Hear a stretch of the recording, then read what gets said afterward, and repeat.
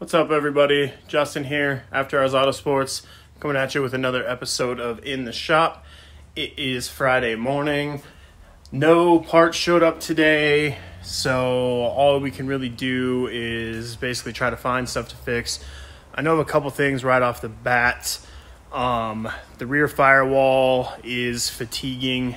Some changes ended up happening to it from the original design of where other stuff was going to be, and it's not handling the stress well. I know how to fix it. It's an easy fix. Shouldn't take long. And then I'm basically just going to nut and bolt the car. It looks like the replacement steering parts from SLR will be here Monday.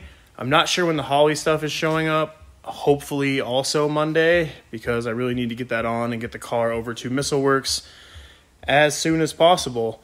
So yeah, I'm going to get going on this rear firewall stuff and check back in after. So actually, I forgot because it's not a big part, but one part did show up that I haven't put on yet, and that is this little Trumpet guy for our Turbo Smart. This is called the Big Bubba, and it comes with this like recirc hose attachment, which we're not running it recirced. And it sounds kind of funky. So they offer this as a replacement for that. So I'm going to swap these out, and then I won't be able to see what it sounds like until we get back on the dyno. But should sound pretty good. I figure I'll give you a quick little side-by-side since I got it out. So this is the one that was in it. Like I said, it's made for like attaching a hose to recirc it.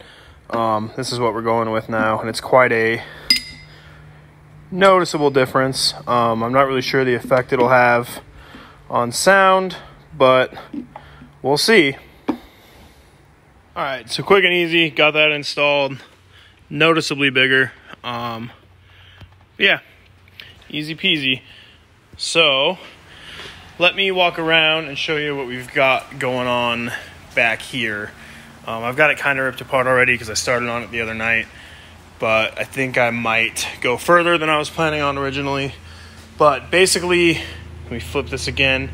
When we originally did it, this wasn't supposed to be here. We had a different setup for this that was in the trunk on the other side of the radiator. It ended up failing right away. So we got this one from Summit, I think. So there was originally nothing being supported by this. So we basically just tacked it to give a ridge for the window to rivet down to. But now that this is hanging from it, and you have to press on this pretty hard to open and close it, these tacks have started cracking across. So basically what I'm going to do is just connect these every other, like that. Should give it quite a bit more rigidity. The one thing I am worried about is I really don't want to warp this rear panel and have it all funky looking. So I'm going to be careful of that.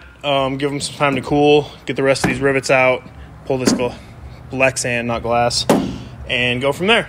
Thanks.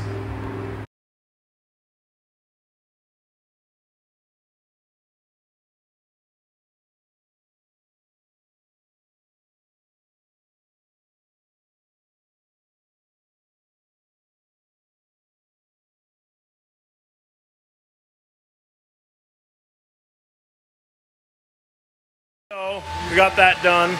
Like you saw in the time lapse, I'm gonna let that cool, and then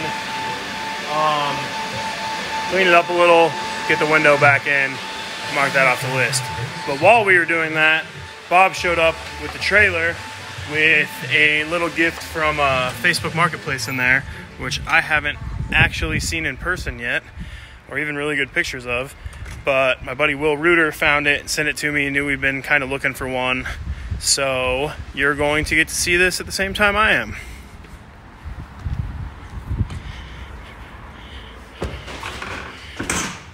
Ooh boy. Turn on some of these little lights. They don't work very well. God, it smells like a race trailer in here. So this was on Facebook Marketplace. It's made by Irvin Smith. You might have saw in the shop in there. I actually was going to build one of these. I have a frame for it and everything, but with how quick these events are coming and stuff, it's just not going to happen quick enough. My cart kind of took a shit in St. Louis, so yeah, we got a good deal on this one. So let's check it out. I'm gonna need to put a hitch on it to tow it behind the Can-Am. That's no big deal. These are just, I think it's just a ton of storage, basically. So yeah, storage with kind of like a pull-out, not necessarily a drawer, but I don't know what you'd call that. Latches seem nice. Some little toolbox drawers, not, you know, not the greatest quality. They're not snap-on, but hey, they work. I'll do this so you can see more. Slides feel pretty good. They just feel really light, if that makes sense. I'm sure if you've ever compared like a Craftsman or a Husky toolbox to a Snap-on, you know what I'm talking about. But they all roll. They all seem to be in good shape. Got some free razor blades in there.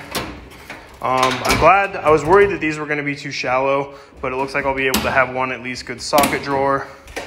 Another little storage. Holy hell. Little was the wrong word. So where that shelf was, goes all the way to this too. So this whole level is empty. So that'll be good for storing spare suspension parts, steering parts, stuff like that. Let's come around. Looks like there's something missing here. I'm not really sure what would have gone there. No big deal. Got another storage compartment. Oh, this one's huge too. With a bunch of framing through. I know it's kind of hard to see, but that'll fit quite a bit of bigger stuff in there, maybe a steering rack, stuff like that.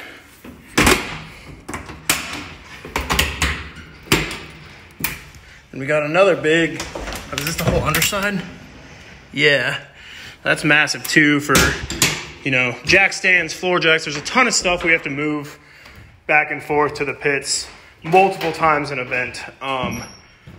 We put roughly 35-ish miles on the side-by-side in St. Louis, just moving shit back and forth to the pits.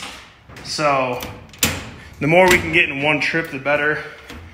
These, again, are some large storage compartments. This is the back side of those toolboxes.